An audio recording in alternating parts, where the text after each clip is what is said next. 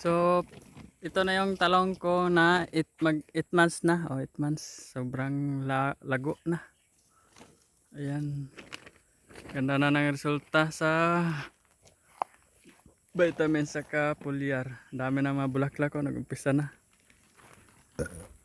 Ito na rin yung mga bunga niya. Ayan. So, paumpisa ng magkuano. So, ang nakaraang pangit. Ngayon, sobrang ganda na. Ayan o. Ang tangkay, sobrang green na. So, parang bagong tanim lang yung naging bunga. So nakaraan ng mga bunga, sobrang pangit. Ayan o. Ito epekto ni trips. Gabi yung gaspang. Pero ngayon, yung nagsunod na bunga, ayan. Sobrang ganda na ng tangkay. Ayan o. Gaganda na, wala nang tama ng trips. Ayan o. Sobrang lago na nila. Ito na rin yung mga bunga. Tuloy-tuloy lang natin pag-spray dito ng foliar para nadami na ng bunga dito. Ano, sobrang ganda na ng talong. Hindi inaasahan nung nakaraan, grabe yung pangit.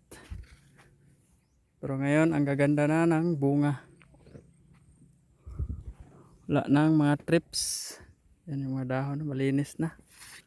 White flies may paunti-unti pero okay lang yan dahil konti lang naman. Hindi na yan makaka-apekto sa mga dahon. Bunga niya, yan, nakikinis na rin. Dami ng mga bulaklak ko. So sa mga nagtatanong sa akin, nagme-message, ito na yung resulta, no. Kung ano yung sinabi ko sa inyo, yun lang talaga yung ginagamit ko dito. Hindi naman tayo madamot sa mga nagtatanong kung ano mga ginagamit ko dito. So ayan, maganda na yung talong, dami ng mga bulaklak. Ito na yung epekto, no, sa ginamit na vitamins at saka foliar. Yung bunga niya sa ilalim, ayan. Expected na ito sa sunod na linggo, marami na itong bunga.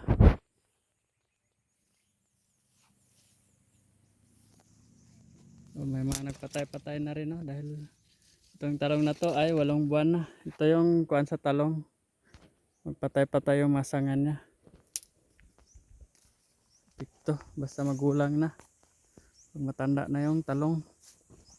Gaganda na ng mga kuwan, no, mga nagsunod na bunga. Kinis na, parang bago lang. So, marato, no, hanggang dito na lang. Hanggang sa muli. Paalam.